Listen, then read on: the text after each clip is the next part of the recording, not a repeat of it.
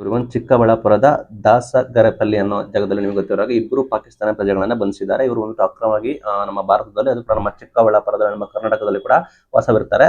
ತಾಯಿ ಮತ್ತೆ ಮಗ ಆಗಿರ್ತಾರೆ ಇಬ್ರು ಕೂಡ. ತಾಯಿ ಹೆಸರು ಫರೋನಾಜ್ ಅಂತ, ಹಿರಿಯ ಮಗ ಹೆಸರು ಮೊಹಮ್ಮದ್ ಫರ್ದೀನ್ ಖಾನ್ ಅಂತ. ಈ ತಾಯಿ ಬಂದ್ಬಿಟ್ಟು ಇಲ್ಲಿ ಮದುವೆ ಆಗಿ ಮಕ್ಕಳು ಕೂಡ ಇದ್ದಾರೆ. ನಂತರ ಇವರು ಬಂದ್ಬಿಟ್ಟು ಏಕಾಏಕಿ ಬಂದ್ಬಿಟ್ಟು ವೀಸಾ ಅವಧಿ ಕೂಡ ಮುಗಿದಿದ್ರು ಕೂಡ ಇಲ್ಲಿ ವಾಸಿಸಿದ್ದಾರೆ. ಇನ್ನು ಪ್ರಾಥಮಿಕ ಮಾಹಿತಿ ಪ್ರಕಾರ ಏನಂದ್ರೆ, ಇವರಿಗೆ ಭಾರತದ ನಾಗರಿಕರೇ ಅಲ್ಲ, ಆದ್ರೂ ಕೂಡ ಅವರಿಗೆ ಆಧಾರ್ ಕಾರ್ಡ್ ಇದೆ, ಗುರುತಿನ ಚೀಟಿ ಇದೆ, ಪಡಿತರ ಚೀಟಿ ಇದೆ, ಬ್ಯಾಂಕ್ ಅಕೌಂಟ್ ಕೂಡ ಇದೆ, ಟ್ರಾನ್ಸಾಕ್ಷನ್ ಕೂಡ ಮಾಡ್ತಾ ಇದ್ದಾರೆ.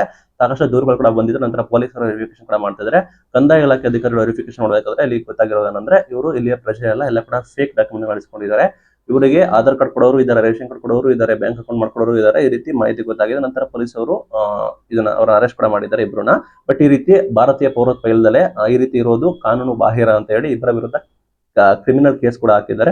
ನೋಡಿ ನಮ್ಮ ಸುದ್ದಿ ಯಾವ ರೀತಿ ಬಂತು. ಪಾಕಿಸ್ತಾನ ಪ್ರಜೆಗಳು ಕೂಡ ಈ ಹಿಂದೆ ಕರ್ನಾಟಕದ ಬೇರೆ ಬೇರೆ ಭಾಗದಲ್ಲಿ ಟೆರರಿಸ್ಟ್ ಅಟ್ಯಾಕ್ಗಳು ಗೊತ್ತಾಯಿತು. ಈಗ ನಮ್ಮ ಚಿಕ್ಕಬಳ್ಳಾಪುರದಲ್ಲಿ ಅದು ಕೂಡ ಪಾಕಿಸ್ತಾನ ಇಬ್ಬರು ಪ್ರಜೆಗಳು ಕೂಡ ಇಲ್ಲೇ ವಾಸವಾಗಿದ್ದಾರೆ ವಿತ್ ಎಲ್ಲ ಡಾಕ್ಯುಮೆಂಟ್ ಅನ್ನೋ ಸುದ್ದಿ ಕೂಡ ವೈರಲ್ ಕೂಡ ಆಗ್ತದೆ.